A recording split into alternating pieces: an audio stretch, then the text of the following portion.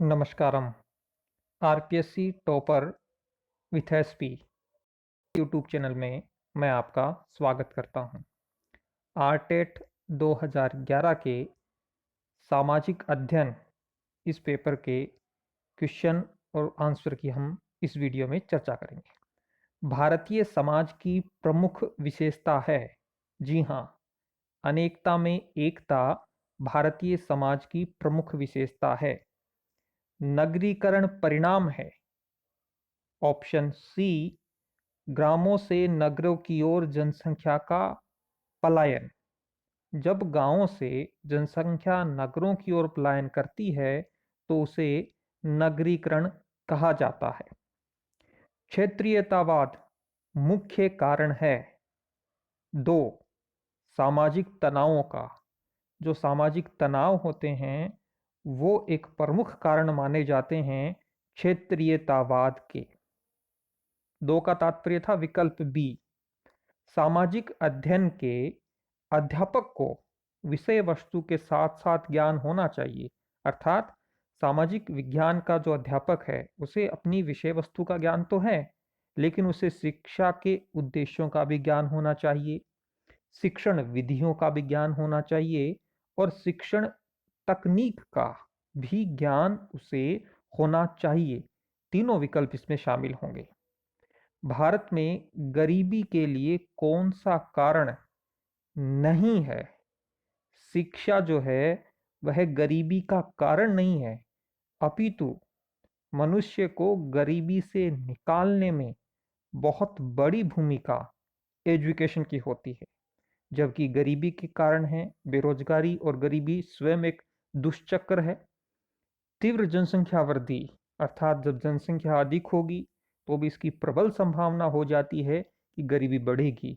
और जो बड़े परिवार होते हैं, अर्थात जिन परिवारों में माता पिता की अधिक संतानें होती हैं, अर्थात अधिक सदस्य होते हैं, वो भी गरीबी का कारण होते हैं। किस हड़प्पाकालीन इमारत को सर जॉन मार्शल ने विश्व का एक अद्भुत निर्माण कहा? जो कुछ स्थानों पर मिले हैं वृहद स्नानागार, लेकिन मोहनजोदड़ो स्थान से मिला वृहद स्नानागार बहुत ही प्रसिद्ध और विशाल है, और इसी वृहद स्नानागार को सर जॉन मार्शल ने विश्व का अद्भुत निर्माण कहा है। भारत में एकता में अनेकता और अनेकता में एकता है, यह कथन किसका है? यह कथन है V A Smith. Vincent Arthur Smith का यह मानना था कि भारत की जो एकता है उसमें अनेकता है और अनेकता में एकता है। किस सैंधव स्थल से अग्नि कुंड के साक्ष्य मिले हैं? राजस्थान के हनुमानगढ़ जिले में स्थित कालीबंगा से अग्नि कुंड के साक्ष्य मिलते हैं। हिंद यूनानी शासकों के बारे में जानकारी का मुख्य स्रोत क्या है? सिक्के जो हैं, कॉइन्स, वो हिंद यूनानी शासकों के बारे में जानकारी का प्रमुख स्रोत हैं। यहाँ हिंद यूनानी इसीलिए कहा गया है कि यूनान के वो शासक जिनका साम्राज्य भारत में रहा और यहीं पर उन्होंने वैवाहिक संबंध स्थापित किए, इसलिए उन शासकों को हिंद यूनानी शासकों के रूप में भी जाना जाता है। गीता है, गीता जो है वह महाभारत का एक भाग है। जब कुरुक्षेत्र में युद्ध हो रहा था तब भगवान श्री कृष्ण जो अर्जुन के सारथी थे, उन्होंने कुरुक्षेत्र की रणभूमि में अर्जुन को जो ज्ञान दिया वो गीता के रूप में संचित है, और भारतीय सांस्कृतिक परंपरा में इसका बहुत बड़ा नाम है। या यूं कहें कि गीता बहुत ही मानक पुस्तक मानी जाती है। विवेकानंद ने, बाल गंगाधर तिलक ने गीता पर काफी प्रभावी कार्य किया है। गुप्त काल में सुदूर पश्चिम में प्रसिद्ध व्यापारिक केंद्र था पैठन।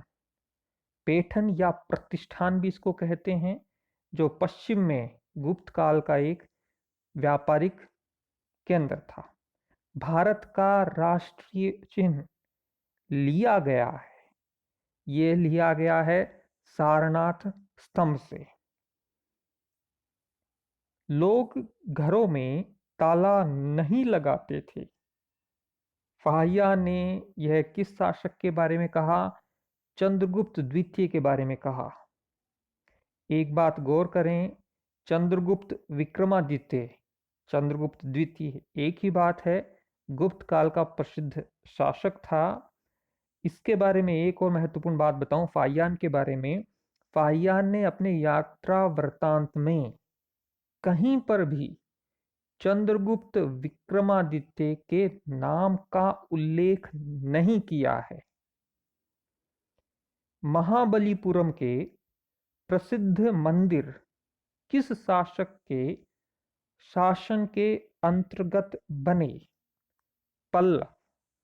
पल्लव जो है दक्षिण भारत का एक प्रमुख राजवंश था, और इन्हीं पल्लवों की जो राजधानी थी वो कांची थी, और महाबलीपुरम के जो प्रसिद्ध मंदिर हैं वो इन्हीं पल्लव शासकों के संरक्षण में बने थे।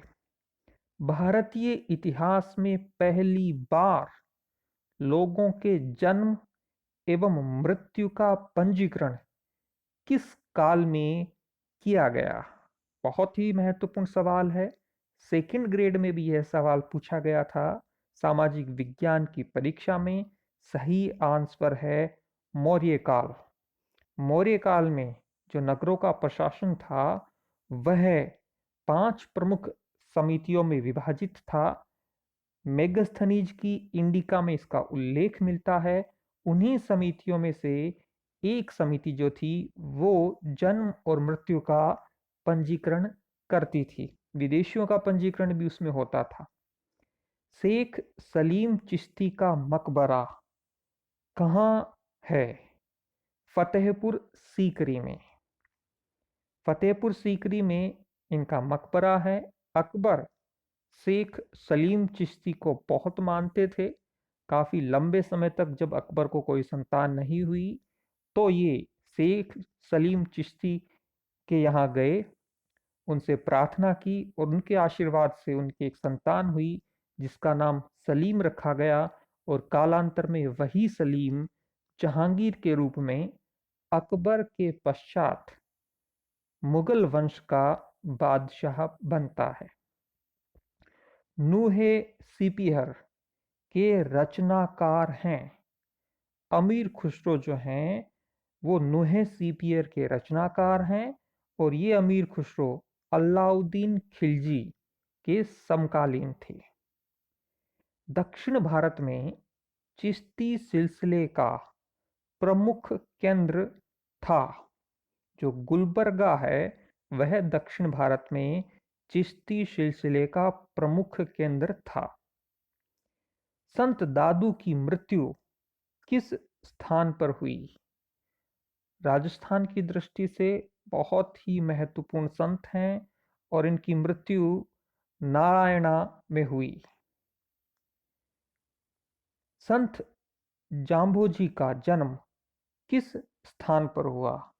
संत जाम्बोजी का जन्म पीपासर नामक स्थान पर हुआ। दस्तक शब्द से क्या तात्पर्य है? वो है शुल्क मुक्त व्यापार। 1717 ईस्वी में फरुखसियर ने अंग्रेजी ईस्ट इंडिया कंपनी को भारत में शुल्क मुक्त व्यापार करने के लिए दस्तक दिया। यह एक प्रमाण पत्र होता था जिसे प्राप्त करने के पश्चात एक स्थान से दूसरे स्थान पर व्यापार करने पर कोई भी शुल्क देना नहीं होता था। और इसी दस्तक का जब दुरुपयोग हुआ तो वह 1757 के प्लासी और 1764 के बक्सर युद्ध के प्रमुख कारणों में से एक कारण बना। अकबर ने चित्तौड़ पर आक्रमण 1567-68 के समय वहाँ का शासक कौन था? अकबर का जो काल है वह है 1556 से लेकर 1605 ईस्वी के बीच। अकबर मुगल वंश का बादशाह रहा और इसी दौरान अकबर ने चित्तौड़ पर आक्रमण किया और उस समय वहाँ का शासक महाराणा उदय सिंह था, जो महाराणा प्रताप के पिता थे। किस मुगल बादशाह के काल को हिंदी साहित्य का स्वर्ण युग कहा जाता है? अकबर का जो काल है वह हिंदी साहित्य का स्वर्ण युग माना जाता है। जहांगीर के काल में चित्रकला का व्यापक विकास हुआ, बहुत बड़े स्तर पर विकास हुआ।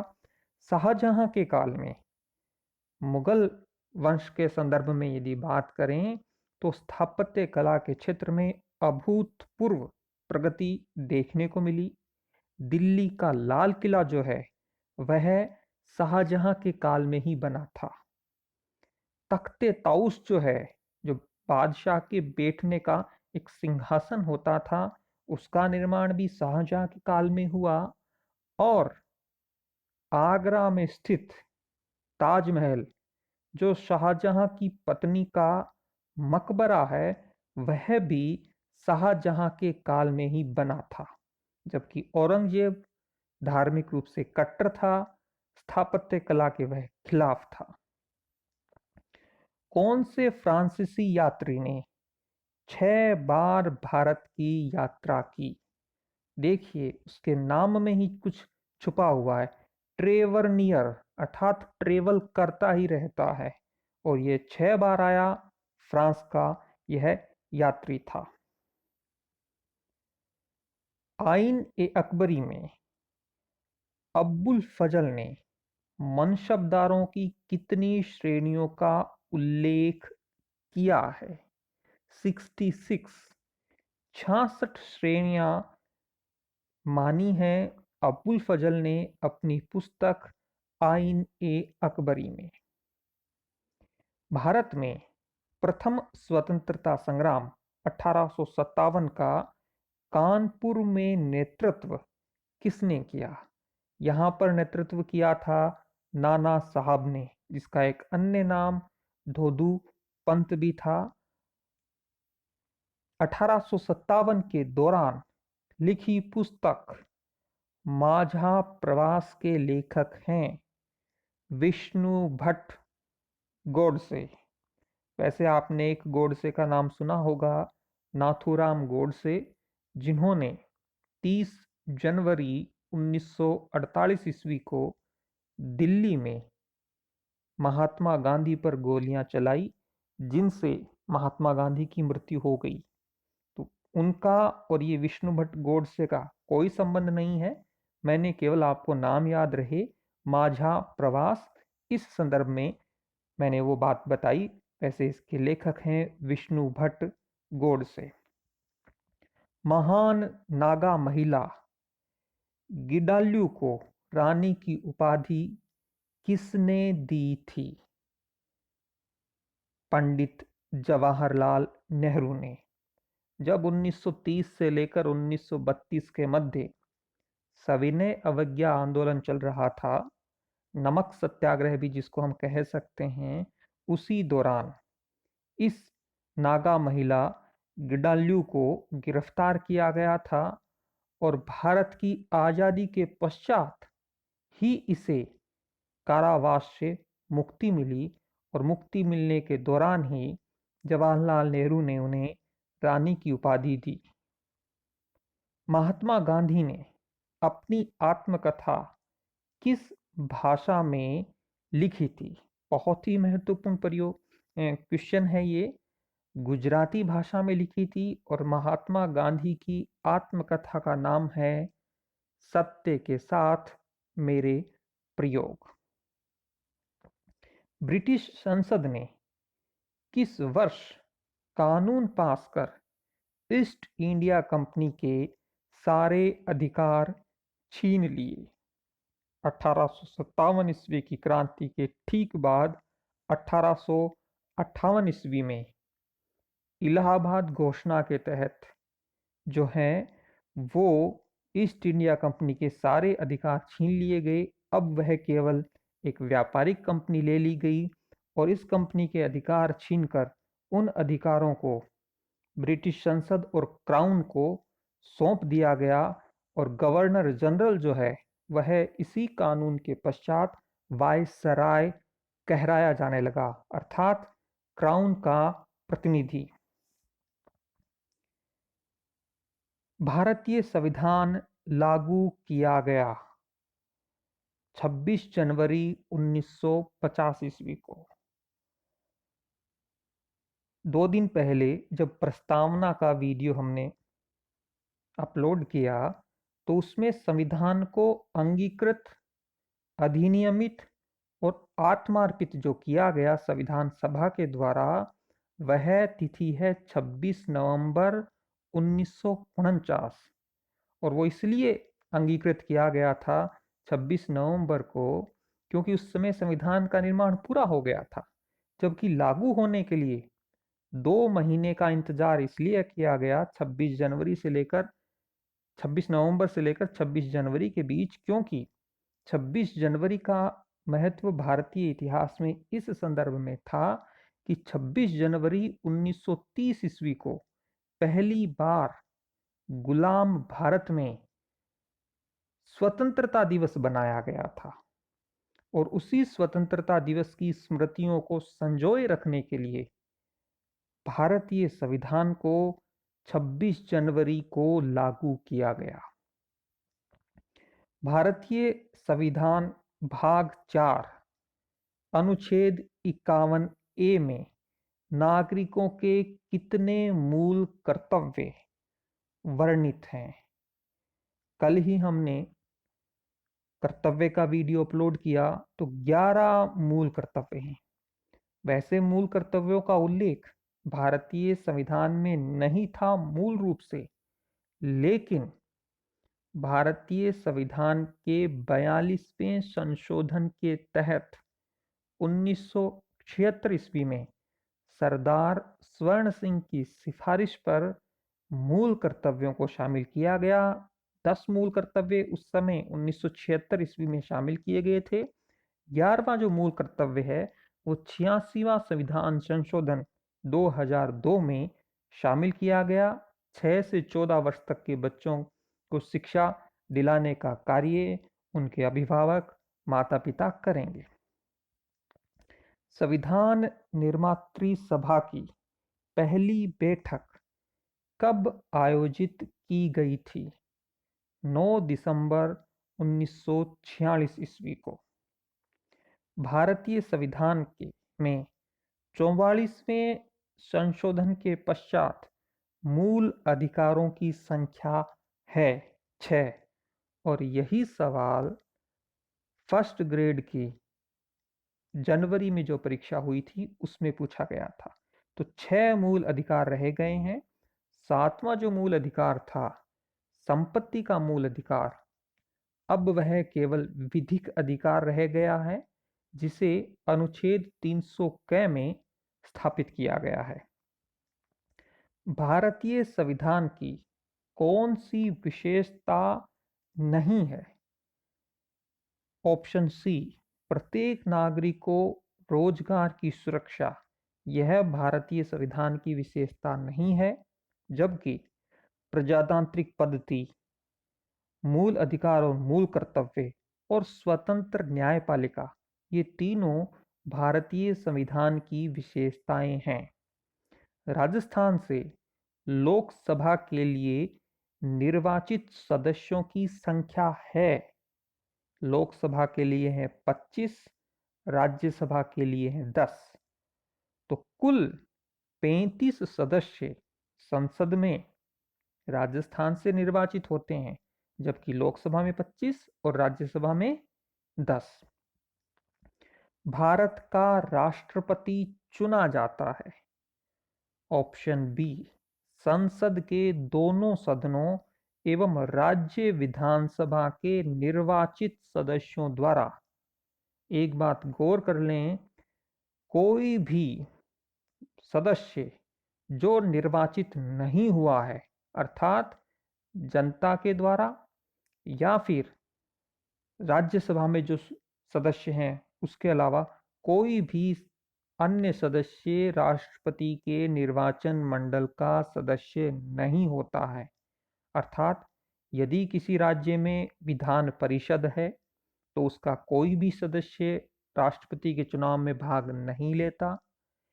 यदि किसी सदस्य को लोकसभा में मनोनीत किया गया है, जैसे 2 सदस्यों का मनोनयन राष्ट्रपति द्वारा होता है, 2 एंग्लो इंडियन, वो भी भाग नहीं लेंगे।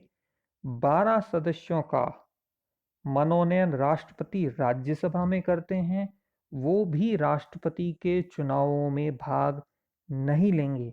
और कुछ राज्यों में 1 या 2 सदस्य विधानसभा में भी मनोनीत होते हैं, तो वे भी राष्ट्रपति के चुनाव में भाग नहीं लेंगे। और 2 केंद्र शासित प्रदेश हैं जहां पर विधानसभा है, दिल्ली और पुडुचेरी। इन दोनों विधानसभाओं के निर्वाचित सदस्य राष्ट्रपति के चुनावों में भाग लेंगे। भारत का सर्वोच्च सेनापति कौन है? सब महत्वपूर्ण है। रीट के पाठ्यक्रम में राष्ट्रपति स्पष्ट उल्लेखित है। आंसर है राष्ट्रपति भारत का सर्वोच्च सेनापति होता है। भारत में सर्वोच्च न्यायालय के मुख्य न्यायाधीश की नियुक्ति कौन करता है? राष्ट्रपति जो है वह मुख्य न्यायाधीश की नियुक्ति करता है। राज्यसभा का सभापति कौन होता है? उपराष्ट्रपति राज्यसभा का सभापति होता है, जो राज्यसभा का सदस्य तो नहीं होता लेकिन उसका सभापति वह होता है। पृथ्वी का सबसे बड़ा महाद्वीप है। यहां बात पूछी गई है आकार के दृष्टिकोण से। एशिया। यू आकार की घाटी निर्मित होती है हिमानी द्वारा। परतें किन चट्टानों में होती हैं? अवसादी चट्टानों में परतें होती हैं। वायुमंडल की सबसे निचली परत है क्षोभ मंडल। विश्व में सर्वाधिक लवणता वाला सागर है मृत सागर। भारत का कौन सा प्रदेश प्राचीन गोंडवाना भूभाग से संबंधित है? दक्षिण का पठार। सुंदरी वृक्ष किस प्रकार के वनों में पाया जाता है? जवारीय वन। उत्तरी भारत में शीतकालीन वर्षा का कारण है पश्चिम चक्रवातीय विक्षोभ। सिंदरी किसके उत्पादन के लिए प्रसिद्ध है? रासायनिक उर्वरक के लिए प्रसिद्ध है सिंदरी।